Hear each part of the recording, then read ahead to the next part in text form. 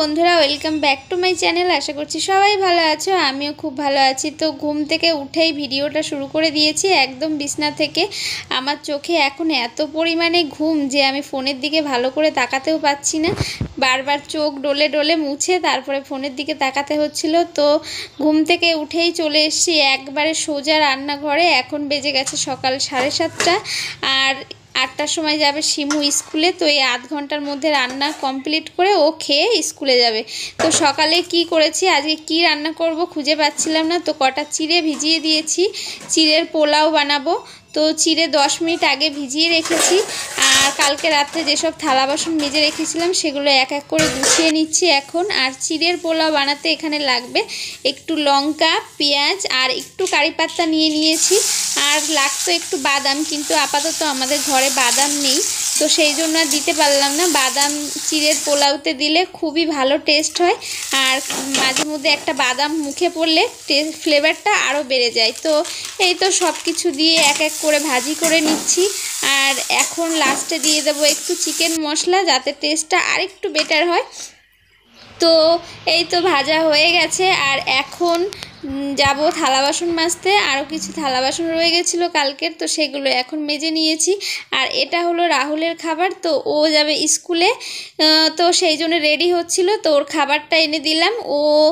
ওর school হলো শিমুর স্কুলের একটু পরে, মানে ও যায় 8টার সময় আর ওর থাকে স্কুল 9টার সময়। তো এই তো রাহুলের খাওয়া দাওয়া কমপ্লিট হয়ে গেছে, খেয়ে দিয়ে ও এখন যাবে স্কুলে, মানে স্কুলের জন্য রওনাও হয়ে গেছে। ওর স্কুল মানে আমাদের ঘর থেকে বেশি দূরে না, 2-1টা ঘরের পরে।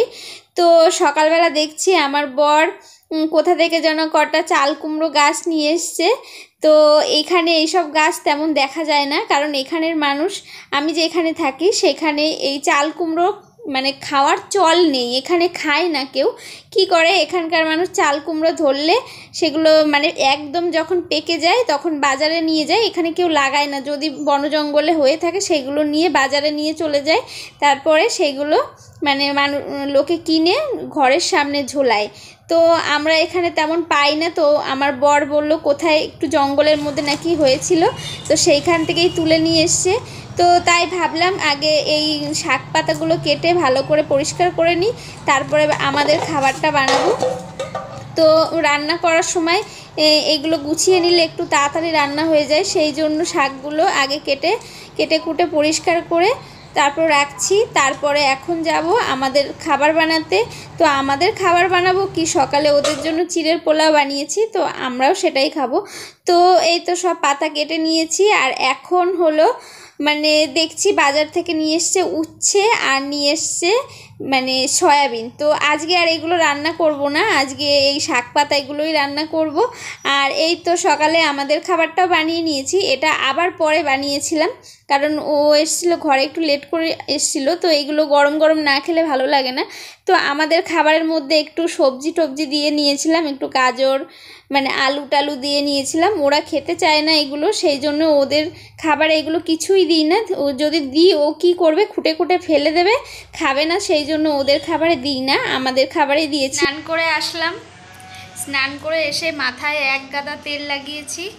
আজকে 2 দিন ধরে রাত্রেবেলা ঘুমাতে পারছি না। কালকে রাত্রে, আগের দিন রাত্রে এইখানে রাত 2টোর সময় এত জোরে বাজনা বাজিয়েছে, তারপরে বাজি ফাটিয়েছে, সেই জন্য রাত 2টোর সময় ঘুম ভেঙে যাওয়ার কারণে একদিন ঘুমাতে পারিনি। কালকে রাত 3টার সময় কারেন্ট চলে গেছে, আর এত গরম পড়েছিল কালকে সে ভাবার বাইরে। তো কালকে কারেন্ট চলে যাওয়ার জন্য ঘুমাতে পারিনি, সকাল থেকে মাথা ব্যথা। তো মাথায় গাদা গাদা তেল লাগিয়েছি। আর এখন যাব রান্না করতে। এই যে রান্নার সব কিছু গুছিয়ে নিয়েছি, আজকে যা যা রান্না করব ধুয়ে শাক টাক সব কিছু ধুয়ে কচুরমুখী দিয়ে ভেবেছি একটু মশলা দিয়ে করবো। আর এই যে কালকে সেই ভুট্টা, যেগুলো সব রান্না করা হয়নি, তো সেগুলো আজকে একটু রয়ে গেছে, তো এইগুলো আজকে একটু রান্না করব। আর এই দিকে ভাত বসিয়ে দিয়েছি, এখন এক একটা করে রান্না শুরু করব। সবার আগে করব মাছ ভাজি। তো মাছে লবণ হলুদ মাখিয়ে রেখেছি, আর এদিকে তেল গরম হয়ে গেছে।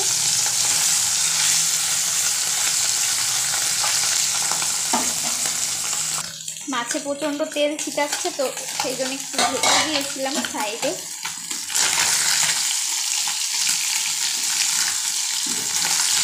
আর এইদিকে আমার ভাতে হুইসেল বাজাচ্ছে, ঠিক আছে, সিটি উঠে যাচ্ছে। ভাতও হয়ে গেছে প্রায়, মাছ ভাজি হয়ে গেছে প্রায়। আর এই তো মাছ ভেজে তুলে নিয়েছি একই গামলায়। আর এইদিকে একটু মশলা কষাচ্ছি, কচুর মুখি দিয়ে রান্না করব। মশলা ভালো বাটা হয়নি,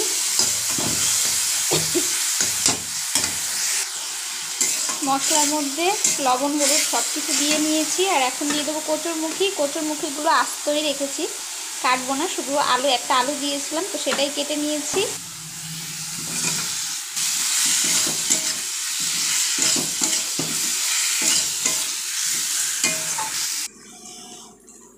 জল দিয়ে দেবো।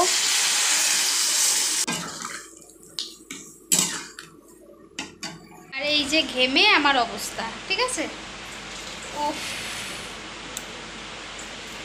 কেবলই স্নান করে এসেছি, আর রান্না করার পরে এই যে আরেকটা স্নান, দুটো স্নান হয়ে গেল আমার। তো এখন দিয়ে দেবো মাছ, সব মাছ দেবো না, কিছু মাছ দেবো শাকের মধ্যে আর কিছু মাছ দেবো তরকারির মধ্যে, তো অর্ধেকগুলো নিয়ে নিলাম।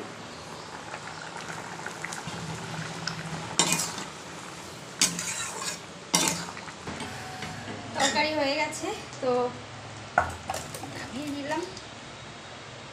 এই তো হয়ে গেছে কচুর মুখি দিয়ে ট্যাংরা মাছের ঝোল।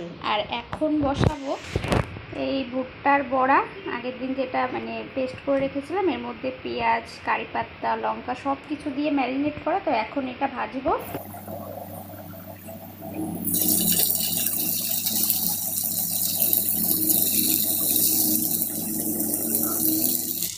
এই বড়াটা খেতে খুব টেস্টি হয়, ঠিক আছে, সব রকম বড়ার থেকে সম্পূর্ণ আলাদা, খেতেও খুব টেস্টি হয়।